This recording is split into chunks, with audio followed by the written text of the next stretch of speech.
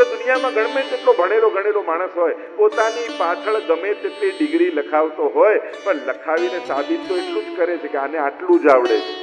સાબિત તો એ જ કે આને આટલું જ ખબર છે, અને બીજી ખબર નથી. અમારો ઠાકોરજી સર્વજ્ઞ છે, એ ઘટઘટની જાણનારો છે, એને કહેવાની જરૂર નથી, એ જાણે જ છે. એટલે જ આપણે ત્યાં ઠાકોરજી આગળ કહેતા નથી, બોલતા નથી. કારણ અંતર્યામી સમસ્તાનામ ભાવમ જાનતી માનસમ. એ તો અંતર્યામી છે, ઘટઘટનો દ્રષ્ટા છે, જોનારો છે, એને બધી ખબર છે. અને એટલે તમારા કરેલા પાપ પણ એ જાણે છે, તમારા કરેલા પુણ્યની પણ એને ખબર છે. છુપાઈને છીનવેલી રોટલી એને જોઈ છે, અને બધાથી છુપાઈને કોઈને આપેલી રોટલી પણ એને જોઈ છે. એટલે એની આગળ બહુ ખુલાસા કરવાની જરૂર નથી. એની આગળ બે વસ્તુ કરાય, પાપનો સ્વીકાર અને મળેલા સુખ માટે આભાર.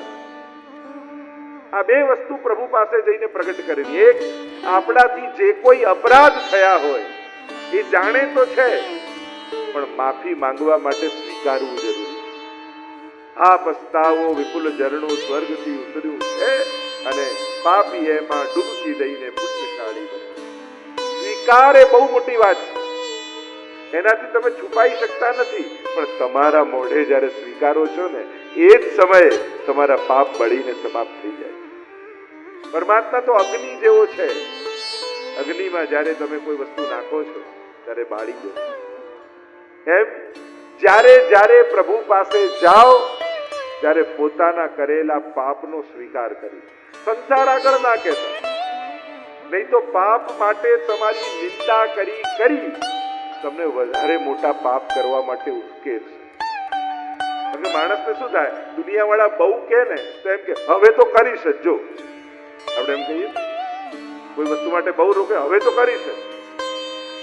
કોઈ વસ્તુનો તમે બહુ દુનિયામાં સ્વીકાર કરો, તમને લોકો બહુ આમ કે આ તો બહુ ગુસ્સાવાળો, આ તો બહુ ગુસ્સાવાળો, આ તો બહુ ગુસ્સાવાળો, અને તમે સ્વીકારી લો કે હું ગુસ્સાવાળો. પછી ક્રોધ કરવાનો પણ પશ્ચાતાપ ના થાય, હું તો છું જ ને આવું. પછી ક્રોધ કર્યા પછી પશ્ચાતાપ નથી થતો, કારણ કે લોકો એટલી વાર કહી દીધું એટલે તમે સ્વીકારી લીધું. પણ ભગવાન આગળ જયારે સ્વીકારો છો ત્યારે ભગવાન તરછોડતો નથી.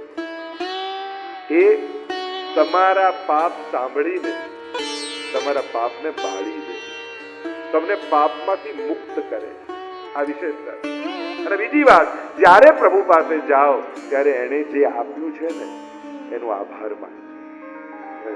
ઘણી વાર આપણને એમ થાય કે અમે જે કહીએ ને અમે જે માંગીએ ભગવાન આપતા નથી. અરે ના, ભગવાન જે માંગ્યું એ નથી આપતા, તમે વિચાર્યું ન હોય એવું આપે છે.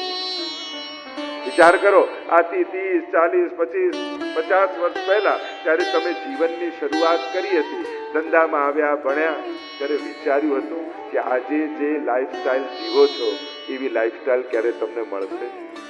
આજે જેવા ઘરમાં રહો છો એવું ઘર મળશે? આજે જે સુખ સુવિધા ભોગવો છો એવું ક્યારે કલ્પનાએ કરી હતી? ભગવાને તમે માંગ્યું એ નથી આપ્યું, તમે વિચાર્યું નહોતું ને એવું ભગવાને તમને આપ્યું. અને એટલે એનો આભાર માનવાનું ક્યારે ચૂકતા નહીં.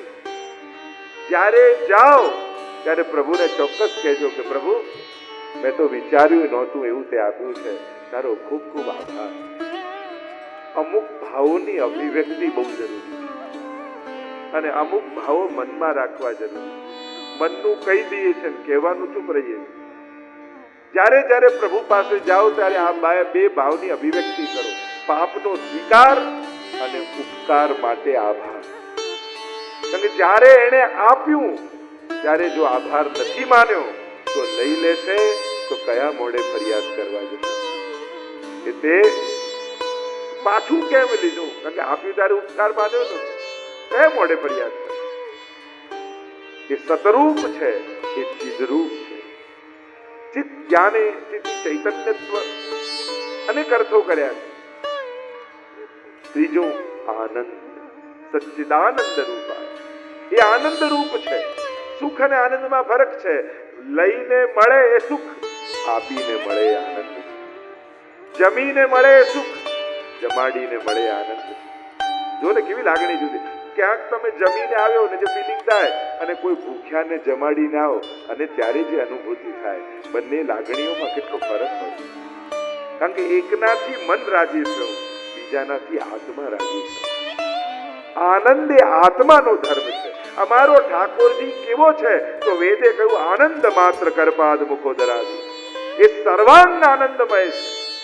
આ ડોક્ટરો પાસે જાઓ અને પૂછો લાંબુ જીવવા શું કરવું, તો એક જ વાત છે આનંદમાં રહેવું. પણ આનંદમાં રહેવું કઈ રીતે? આનંદ મળે ક્યાં? આ તો કથામાં આવો ત્યારે ચોથા દિવસે ખબર પડે કે આનંદ ક્યાં છે, તો કે નંદ ઘર આનંદ ભયો. બીજા બધામાં તો મન લગાડવાના પ્રયાસ કરવા પડે. આ તો રૂપ દેખ નૈના પલક લાગે નહીં. ઠાકોરજી કેવા છે? એવા સુંદર રૂપ વાળા છે કે સહજમાં મનને હરી લેનારા મનોહર છે. આ કૃષ્ણ એવો છે જે મનને હરી લેનારો.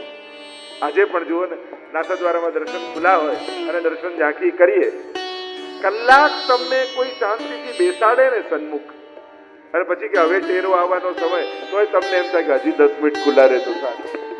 એવી એની સુંદરતા છે, એવું એની મોહકતા છે. અને અલૌકિકતાનું પ્રમાણ જેમાં તૃપ્તિ ન થાય એ અલૌકિક. બાકી દુનિયાના સુંદરમાં સુંદર માણસનો ફોટો લઈ આવો, કલાક, અડધો કલાક, 2 કલાક હવે ખસેડો, એમ થાય કંટાળી જાય. અને શ્રીનાથજી બાબાને નાનપણથી જોતા આવ્યા, પણ હજી એ દર્શન બંધ થતા હોય તો મનમાં એમ થાય કે લાવ દોડીને પાછી ઝાંખી કરી આવો. જેમ ગોપીજનો દોડી દોડીને નંદાલયમાં આવતા, ઠાકોરજીની ઝાંખી કરતા, ઉરાના લઈને આવતા. અરે યશોદા, તારો લાલન જો માખણ ચોરી કરવા આવે છે, અમારા ઘરમાં બધું ચોરી જાય છે. ફરિયાદ તો બહાનું છે, એ બહાને ઠાકોરજીની ઝાંખી કરવા આવી. કેવી તાલાવેલી ભગવત દર્શનની ગોપીઓને. એવો રૂપ વાળો અમારો ઠાકોરજી છે. અને એટલે ગોપીજનો ગાન કરતા કહે તું કોમળ છે. તો કહું એ જે કરે છે ને એવું તો કોઈ નથી કરી શકતું. તે શું કરે છે? વિશ્વની ઉત્પત્તિ, સ્થિતિ અને લય કરે. આ જે કાંઈ પણ સર્જન દેખાય છે એનો રચયિતા, એનો સર્જક અમારો ઠાકોરજી. એક નાનકડી ટાંકણીને જોઈને પણ આપણે માનવા તૈયાર નથી થતા કે એમને બની ગઈ. કોઈ એમ કે આ તો એમને બની ગઈ, તો માનો? અરે ભણેલો ગણેલો થઈને આવી વાત કરે છે, એમને બનતી હશે. એક ટાંકણી થઈને સર્જન માટે તમે માનવા તૈયાર નથી થતા, તો આખું બ્રહ્માંડને જોઈ તમને ઠાકોરજી કેમ યાદ નથી આવતા? કે આ કોઈ તો રચયિતા છે, કોઈ તો સર્જક છે. કોઈ વસ્તુ એમને કઈ રીતે બની છે? અને ભલે એમ કે કોસ્મિક બ્લાસ્ટ થયું, ભટકાય ને તો તૂટે, સર્જાય નહીં. કોઈ વસ્તુ ભટકાય તો તૂટી જાય, ખરી જાય, સર્જન થાય. આ તો સર્જાય. ક્યાંક ને ક્યાંક કોઈએ બહુ સુવ્યવસ્થિત રીતે આને ઘડ્યું છે. એક એક ફૂલ ઉપર કેવા કલર ભર્યા છે, એક એક પતંગિયાની પાંખમાં કેવા રંગ ભર્યા છે. આવું કોઈ અકસ્માતથી થાય? આ તો ક્યાંક કોઈની સુવ્યવસ્થિત સર્જન છે. એ સર્જક છે. અચ્છા, સર્જીને છોડી દે છે? ના, એ જ પાલક પણ છે, એ જ ચલાવનારો છે. વિચાર કરો, દુનિયા આટલા સમયથી ચાલી રહી છે. વિચાર કરો, એવું થાત કે છોકરાઓ જ પેદા થાત અને છોકરીઓ જન્મી જ ના હોત તો દુનિયા ચાલે? ક્યાંક ને ક્યાંક ચાલી રહ્યું છે. આપણે કે આટલા હજારો વર્ષોથી, આટલા કરોડો વર્ષોથી કઈ રીતે ચાલે?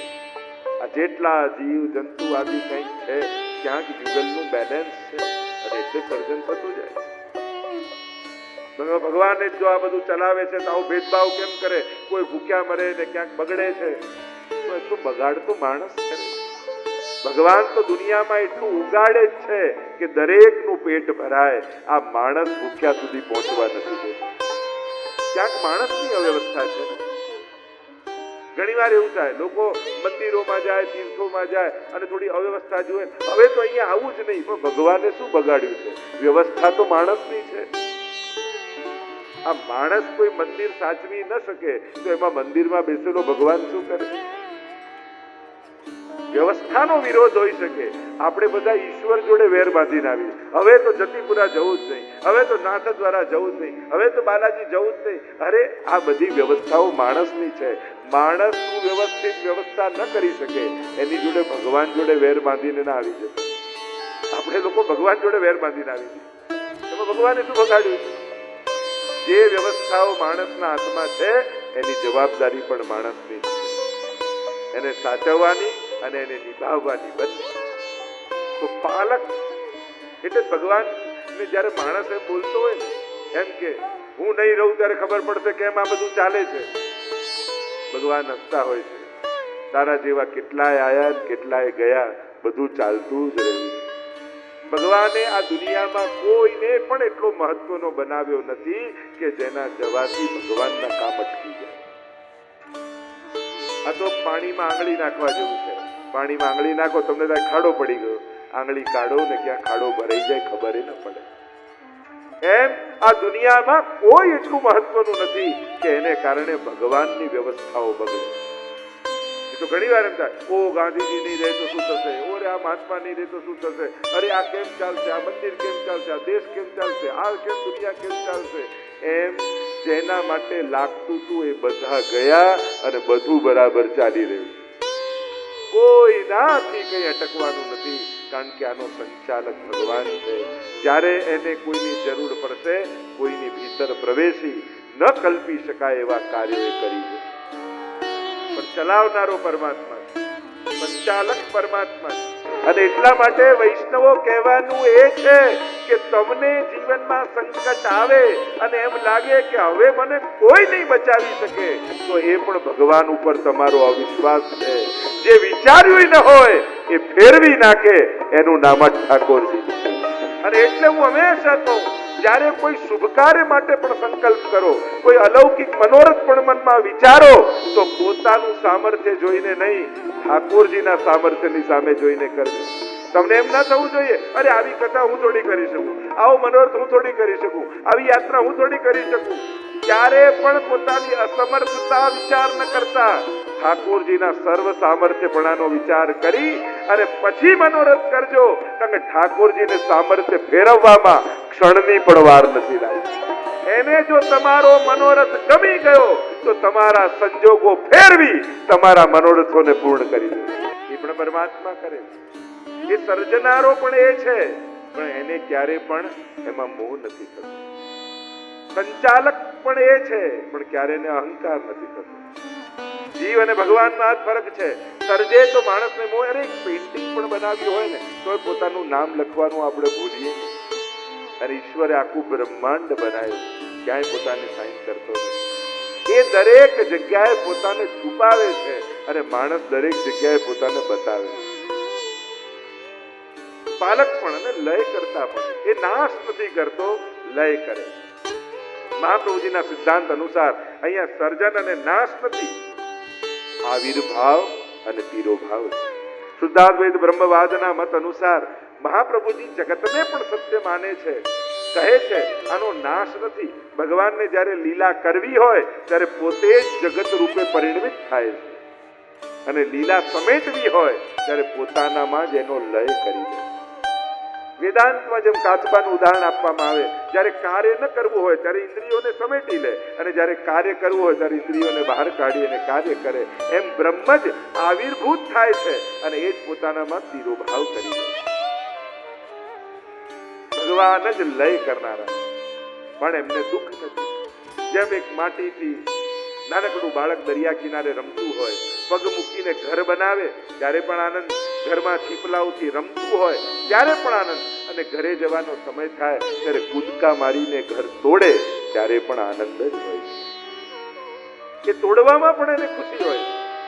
એ જ રીતે પરમાત્મા સર્જન પણ કરે, પાલન પણ કરે અને લય પણ કરે. પણ બહુ મોટા કાર્ય કરતા હોય ને એ સ્વભાવના બહુ આકરા હોય. તો પ્રભુ જ્યારે આટલા મોટા કાર્ય કરે તો અમારે ઠાકોરજીનો સ્વભાવ કેવો છે? તો કે આના જેવો સ્વભાવ તો કોઈનો નથી. આ કેવો છે? તાપત્રય વિનાશાય. ત્રિવિધ તાપોને હરી લેનારો પરમાત્મા છે. 3 પ્રકારના આદિ ભૌતિક, આધ્યાત્મિક અને આદિ દૈવિક 3 પ્રકારના તાપ. કારણ કે પાપનું ફળ જ તાપ છે. દુઃખ એમને આપણા જીવનમાં નથી આવતું, એમ આપણા કર્મનો સિદ્ધાંત આપણને સમજાવે છે. કોઈ પણ દુઃખ જીવનમાં આવ્યું છે તો 2 વસ્તુ યાદ રાખો. એ દુઃખનું કારણ તમારા સિવાય બીજું કોઈ નથી. કારણ કે દુઃખ વધારે મોટું ક્યારે થાય કે પેલો મને દુઃખી કરી ગયો, આપણા સિવાય બીજું કોઈ કારણ લાગે ને ત્યારે દુઃખ વધારે મોટું થતું હોય. પણ કર્મના સિદ્ધાંત અનુસાર સમજી લો, તમારા દુઃખનું કારણ તમારા સિવાય બીજું કોઈ નથી. નિમિત્ત કોઈ હોઈ શકે છે, માધ્યમ કોઈ બની શકે છે, એના થકી આવે છે, પણ લાવનારા તમે જ. કોહુ ન કાહુ સુખ દુઃખ કરદાતા, નિજકૃત કર્મ ભોગઈ સંભ્રાતા. કોઈ કોઈને દુઃખ નથી આપતું, કોઈ કોઈને સુખ નથી આપતું, બધા પોતાના કરેલા જ કર્મો ભોગવી રહ્યા.